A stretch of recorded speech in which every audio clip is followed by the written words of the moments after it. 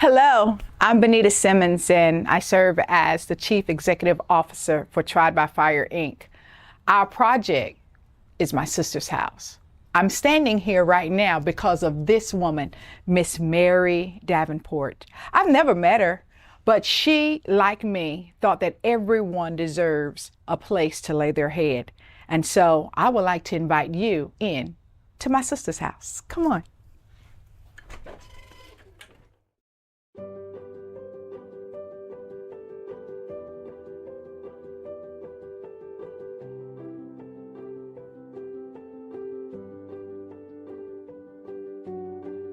I believe music is my passion, but serving the ladies at my sister's house and serving Tried by Fire, the organization, is my purpose. So recently we've had a retreat to now put some gas in the car, so to speak. We have the house built, we have it finished, we have the furnishings. So now what do we do? And we thought that it would be a good thing to have Mike Williams, who is a great facilitator. He's a very kind gentleman, to help us move along. And so with his experience with Habitat for Humanity, Mike came in and prepared a day for us with breakout groups to put some plans together. And not just put them together because we all know we're notorious for having plans, but then it's implementing. Okay, so we have to follow up. And he made us promise that we would indeed follow up. Well, we serve right now 9 counties. We're surrounded, including Craven, we're surrounded by counties who do not currently have a home for women who are coming out of prison, to our knowledge. We have some recovery houses, women who are struggling with substance abuse, but none that just focuses on the transformation of that woman or the re-entry of that woman when she comes out of prison. So it is our prayer to have more than one house. We tell everyone we want to get this one running and operating, get some of the glitches out, so we'll be very successful in opening multiple homes throughout the United States. Because why stop with North Carolina? If we can go to another state, let's do it. But we're going to take our time, and we're going to be moved by, we're going to be moved by the plan. And as the plan grows, as the plan has to be modified, then that's what we'll do. That's why it's good to have a good board of directors. So, My name is Deidre DeRocher, and I'm currently the vice chair of the board of directors of Tried by Fire.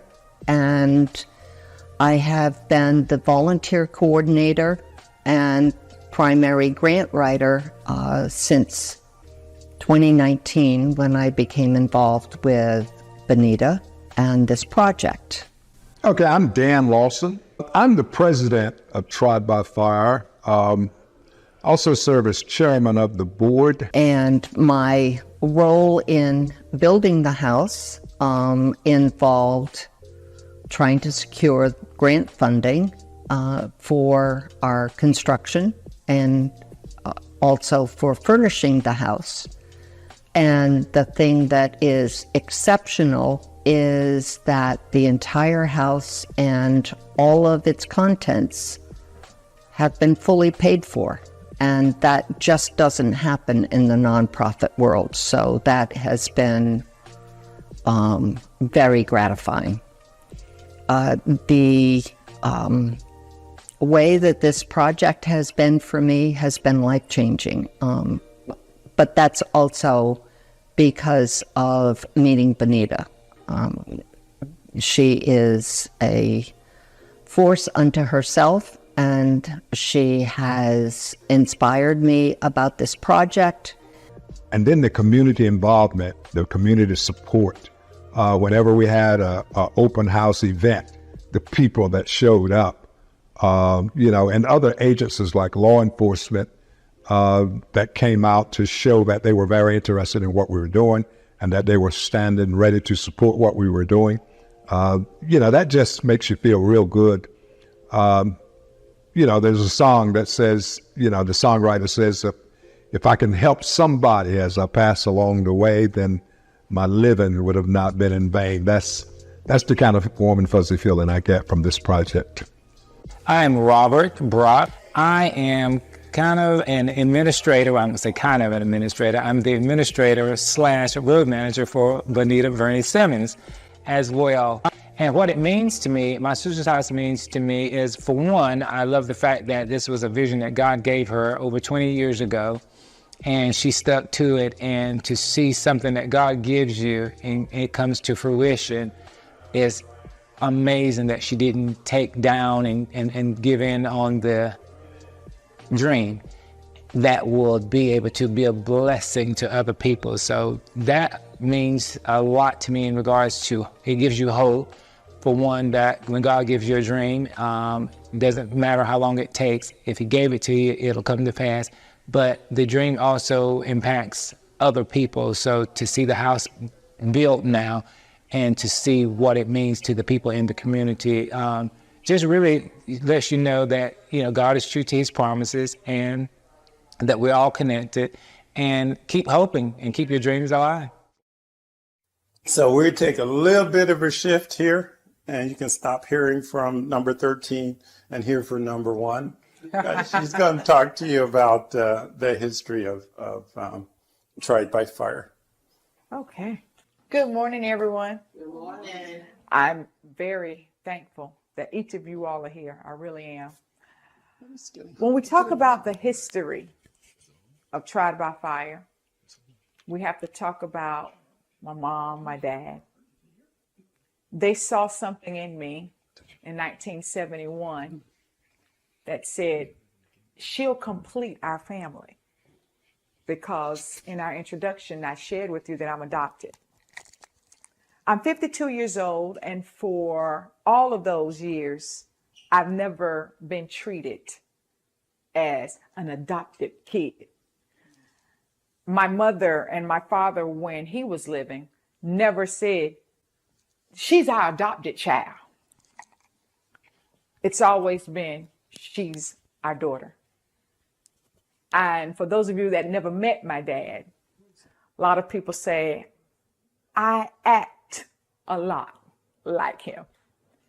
If God gives me a vision, if I am asked to do something, I am relentless in doing a good job.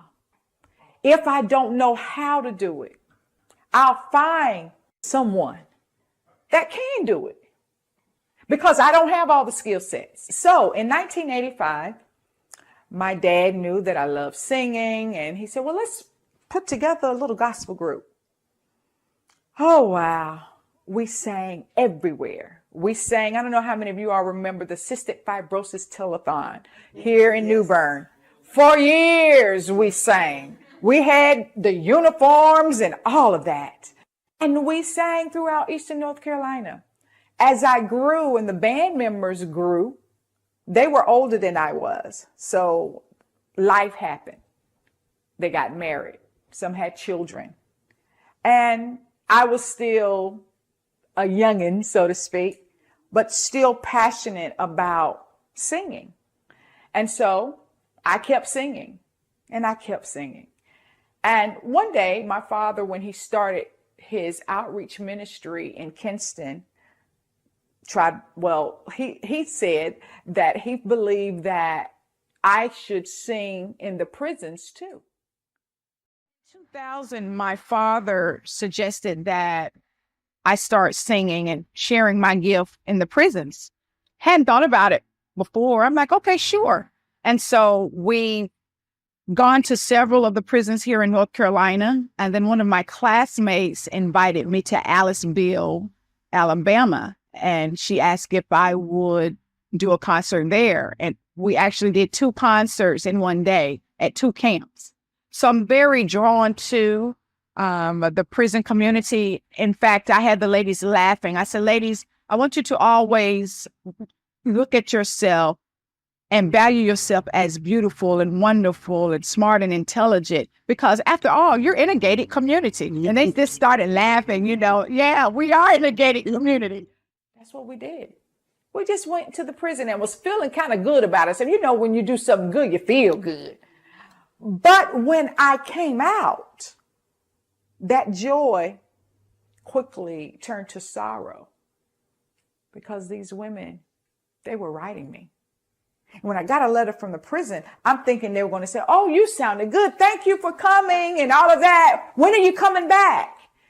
And they did say that. They started the letter with that. But somewhere around third paragraph, they would say, hey, do you know of any place out? I don't have anywhere to go. I got your letter today. Thank you for writing. It feels so good to get a letter from someone.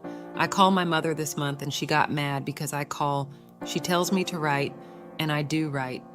But they won't write back. I'm glad I have you to talk to. I have to ask about my level 2. And Mrs. Barnes, she have not approved it yet, so I'm waiting on them. I hope you can be my sponsor. I'm closing now, but may God bless you in all that you do. Love, Shirley, 0083825. There are things going on in my family that only I can fix. I'm sure you know what I mean by that. I will be so glad when this is all over. It's just too much. I think every fiber of my existence is exhausted. Hey, Bonita, girl. You just don't know how much you have blessed me. You made my Christmas complete. I love you, Bonita. And everyone here was touched by your encouraging words and song through Christ. They have been asking for you to come back, and I am going to give them your address for those who want to write you. There has been a lot of questions about the House of Restoration, so I need to get some information so I can talk to the ladies about it. Love you, Joanne. So in our area where our church was at the time, it's called South Kinston. As a matter of fact, that area is called Golden Progress. Is that it? Golden Progress in that area, Lincoln Street. And there were some little, what we call shotgun houses. I don't know if y'all know about those, but there were the kind of houses that, hey, you go in the front door, you go out the back door. It's not, not a lot of luxury. But there were a couple that were available. Then we had a cousin who had a trailer that was unoccupied. It was vacant. We had another friend here in New Bern that had a trailer that was vacant. And my husband and I had an apartment that was vacant. So my father said, okay, so this is what we're going to do. We're going to put these women in homes that we already know people. And the church, our friends, different ones, we'll just let them know what we're doing and if they would like to donate.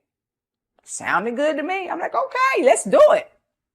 And we did for about 2 years till the money started running out, because we didn't have a 501c3.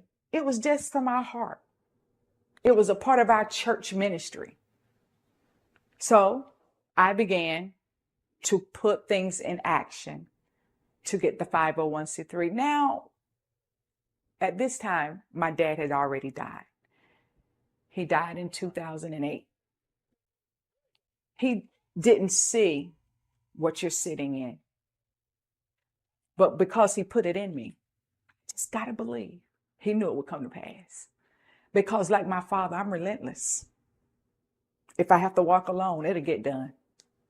If I have to come out of my pocket, it'll get done. Because it's helping somebody else. I'm grateful because my husband, he is a straight arrow. He's worked for many years with the government and retired in 2016 from the post office. So he already had a plan for our home. Home paid for, cars paid for, children's college is securely taken care of. So our event, walking in my sister's shoes, to get the money for the 501c3. 2013, we applied for the 501c3. 2014, we received the 501c3. And so then in between, there's life. And my husband, as many of you all know, I sing all over the place. And he was like, you know what? You just need to stop that Try by Fire business and do your singing and just leave it alone. Just leave it alone. Just leave it alone. Get your rest. Because you don't have to do that. Something was tugging. Something said, but if not you, then who? Because I'd been here for a little while and I had not seen or heard of a house for women coming out of prison in this area. How many of you all are from Craven County and been here for over 20 years? Have you all ever heard? No.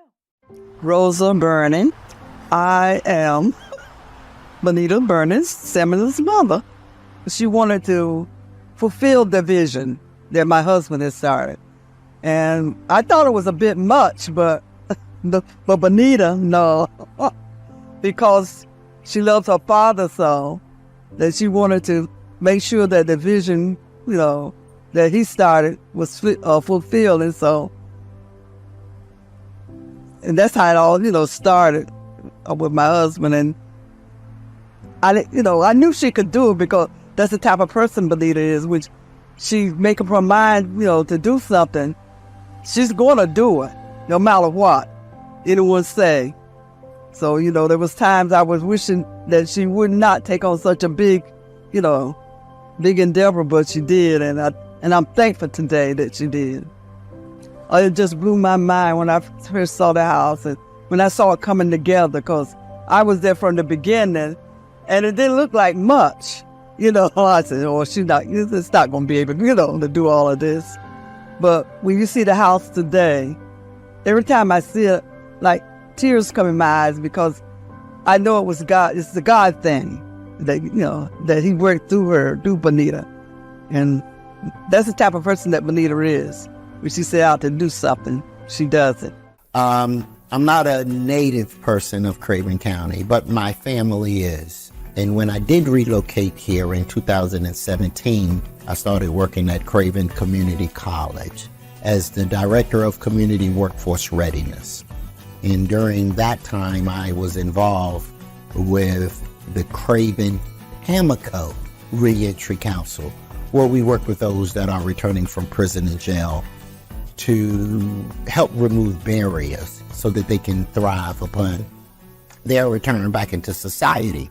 So we did find a space, but it needed to be appropriately zoned so that you can perhaps put a transitional home in a space. And that had its challenges, but through God and mercy and Bonita's perseverance, it happened. So then we had a house, and we was going to do all these renovations with the support of Habitat for Humanity. And, after a lot of research, a lot of looking at the property, it made sense that it needed to be destroyed. But God had plans. And so this is really the first rezoned transitional home for women getting out of prison and jail that's in the city limits of New Bern. So one of the things that was a wow moment as we was going through this process to get rezoned was a lady stood up in front of the mayor and the board of aldermen, and she said, people getting out of prison and people that are in prison, they're devils and they're hopeless and can never go to heaven. And I am justice involved. Did 5 years in the federal penitentiary. And I know I'm not a devil. And I hope, and I know that I'm God's favorite guy, so I'm going to heaven. But according to her and her perception, just because you've been to prison, you're not going to heaven. But she forgot that Jesus Christ himself was in prison. So to hear that, I knew that we had hearts and minds to change and to give a more a more reasonable and visual perception and help to change that mind. As I've done the research for grants, I have found a world that I didn't know existed. I have learned so much about how women come to be incarcerated, what happens to them and their children while they are incarcerated, and the unique challenges they have once they are released from prison or jails that make it exceedingly more difficult than for men who are in the same situation. There's a true double standard for women because women, and particularly mothers, are held to a much higher standard, so they're not supposed to be in trouble. And the kind of secondary passion for me is not only to help women get second chances, but to be concerned with their children, because if we don't break the cycle of poverty, if we don't break the cycle of violence, if we aren't supportive to families who have parents who are incarcerated, the children wind up being significantly impacted. And so those are some of my newfound passions and purpose in life. 12% were homeless before they turned 18. 19% were in foster care at some point. Although women are more likely than men to enter prison having received a high school diploma or an equivalent like a GED, over half, or 53%, did not finish high school. Over 26% of incarcerated women were homeless in the year before their arrest, and 53% were unemployed before they were arrested. More than 2/3, or 68%, shared a history of physical or sexual abuse. And I found this really shocking, another study of women in jails and prisons found that 98% had experienced some form of trauma in their lifetime. Women in prison are 58% more likely to be parents of minor children, and this increases to just over 80% if you count women in jails and children up to the age of 18. Substance abuse disorders and other mental health and behavioral conditions will perhaps be the biggest challenge for our guests and for our staff assisting with appropriate counseling services and support. This is one of the things that I find it really interesting, because a lot of the statistics and my own personal assumption was that the majority of women that we were going to be dealing with would be women of color, because nationally, statistically, women of color are the highest percentage of individuals arrested and convicted. With drug offenses becoming the primary reason for arrest, that demographic has shifted. Mm-hmm. So we now have a lot more Caucasian women coming into the justice system. And interestingly enough, that tips things upside down in terms of people's expectations about, well, what are we going to do about it now? Mm-hmm. It's like it was invisible before, but now we got to do something. Mm-hmm. So reentry is now one of the new trends, if you will, and that's good for us because that means that not only we're going to be able to get some attention, but maybe we'll get some new opportunities for funding. The responsibility for ensuring the success of my sister's house depends on our board. and our advisory committees and our supporters and our donors to meet our own series of challenges and to stay focused on our shared mission to change lives.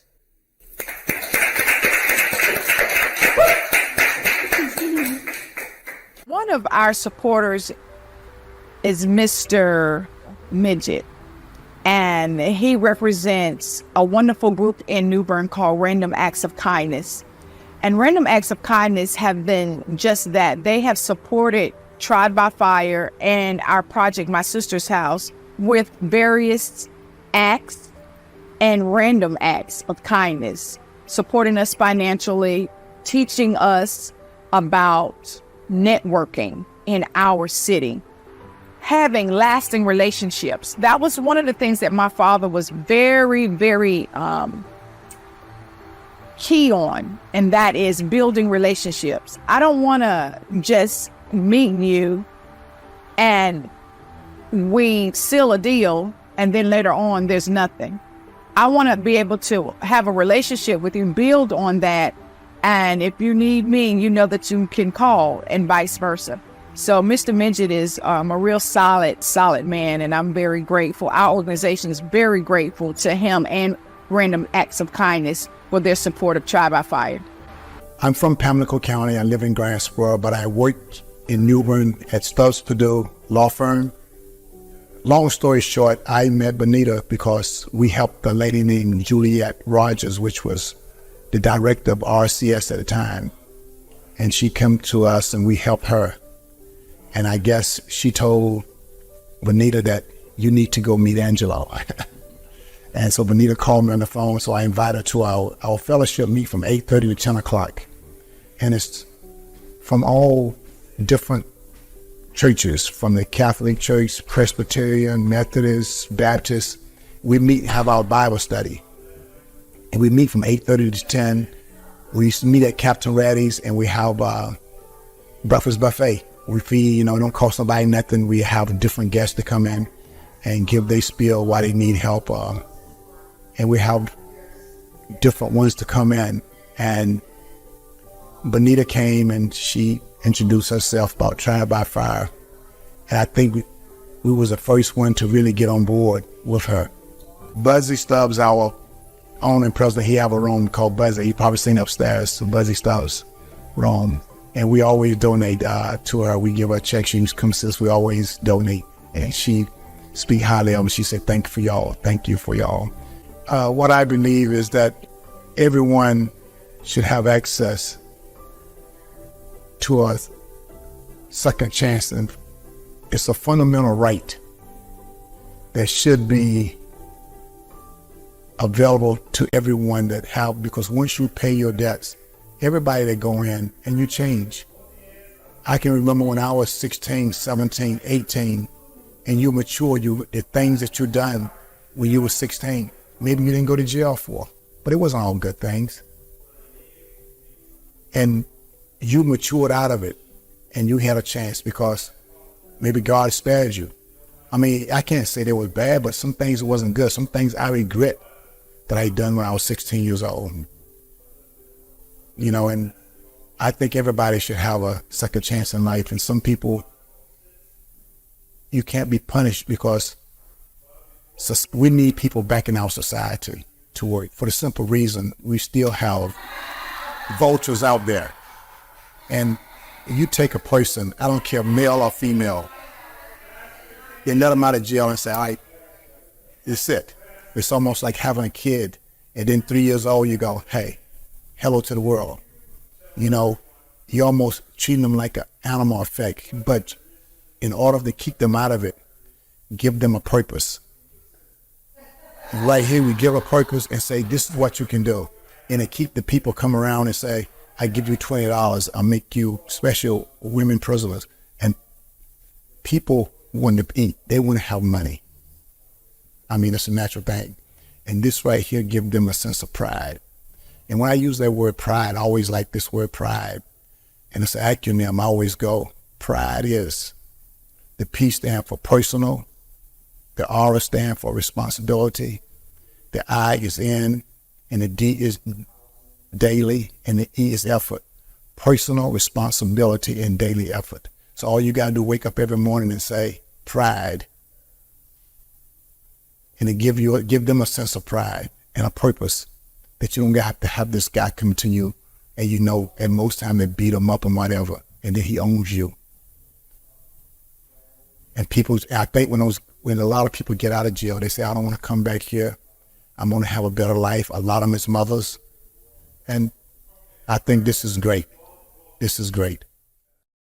My sister's house, if ever you Google us, if ever you find yourself needing a place for your loved one, probation officers, if you need a place for one of your clients, when you look us up, we are a house of love. We are a house of hope, healing.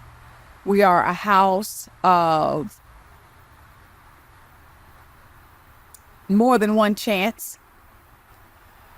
We are a house that loves, and the house was built with this in mind, having a home for women when they come out of prison to restart, to start over, to put together their plan before they re-enter society. Many people don't know that it is imperative that female or male, when they come out of prison, they have to have an address. If they don't have an address, they cannot succeed. They cannot make it. And a home plan is very important. Sometimes when they leave prison, they still don't have a home plan. It is supposed to have already been a part of their release packet to have a home plan, but sometimes that doesn't happen. So in the event that there is a client, there is an individual who needs a place to stay, to get their plan together before re-entering, and their justice involved, my sister's house is the place that they would want to come so that they can start again. They can start again, unbiased, no prejudice, non-judgment. Just come, and we'll let them, with a lot of love, do the work. Because again, we're a place that we just believe. We believe that there's nothing impossible to them that believe. So that's my story, and I'm kind of sticking with that. Remember, all things are possible to them that believe. We believed we could do it, and you helped us. So continue to help us make a difference. Thank you so much. Bye now.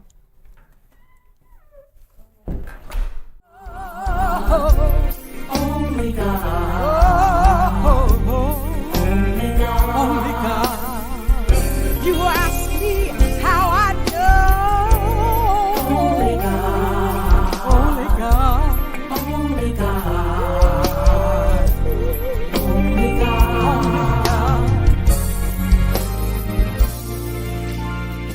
Who else but God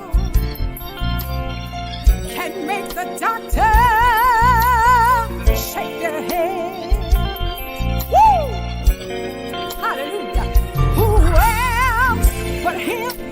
Only God can pronounce life when there was death.